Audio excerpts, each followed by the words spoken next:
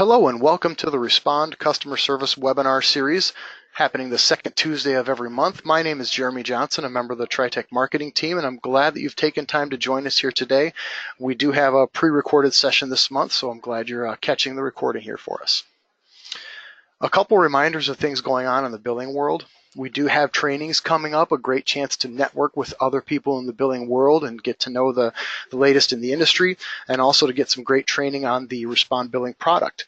So we've got several of those sessions throughout the year. Those dates and locations are available on our website, so please take advantage of that great opportunity to get continuing education units, as well as networking and learning to use your software even more efficiently. With a pre-recorded session today, we don't have the opportunity to enter questions in real time, but if at any point you have questions, feel free to reach out to our support department and they will be happy to take care of you. So today's topic is setting up staff codes, and we're excited to welcome Sharon Frauenkron here to present for us today. Good morning, Sharon. Good morning, this is Sharon, and like Jeremy said, I'm going to be talking to you about entering staff codes. This is for crew members and also for billing users. This information can actually be found under your help documentation in your billing program. And just go to your codes, and then you're going to go down to staff.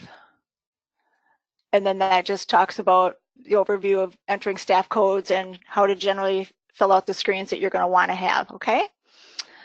So one thing to keep in mind is to enter a staff code, you actually have to be a system administrator or a super user. So if you're somebody that doesn't have that power, then you're going to want to go talk to your supervisor to get that information added. So what we're going to do is you go up to codes and you go to staff. Now you're going to see a lot of information on here that does not need to be filled out. You can fill out as much as you want to or as little as you want to, because you really don't need it for anything other than your billing information. So what you're going to do here is you're going to enter in somebody's staff ID, and I'm just going to put something junk in here. This is where you pick the type of user that you're going to be entering. Is this person going to be a crew member, or is this person going to be a biller, or is this person going to be a billing user and a crew member? Because a crew member will show up in your list of crew when you pick your unit on the call. This situation, we are going to have them as a billing user. So you're going to put it in, again, as little or as much information as you want. I have no idea what I'm doing here, but that's okay. We don't want anybody's real information in here anyways. And then, again, any of this information that you want to have. One thing that Kathy did bring up to me, emergency contact information is really a handy thing to have in case something would happen to your crew member or your billing user and you don't have any direct way to get information. You could go to this emergency contact and then you'd have somebody to call in that kind of a situation. And then once you've answered the name, you're going to go to the security tab. This is when you're going to put in the user ID that they will use to get into the program.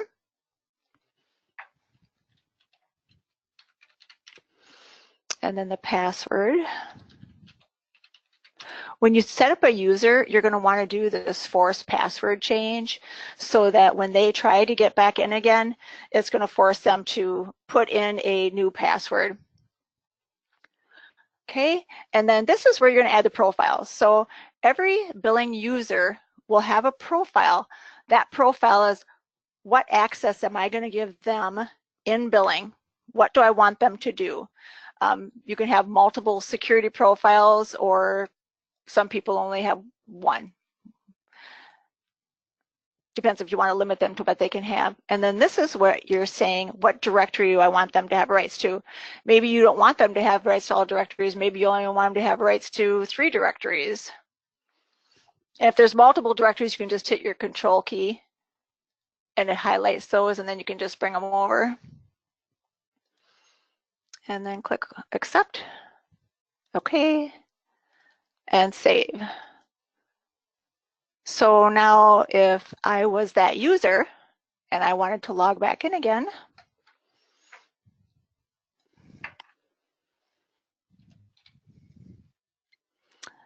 And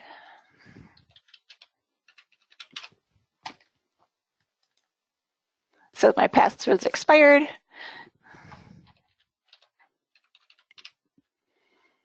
And then this will be my new one.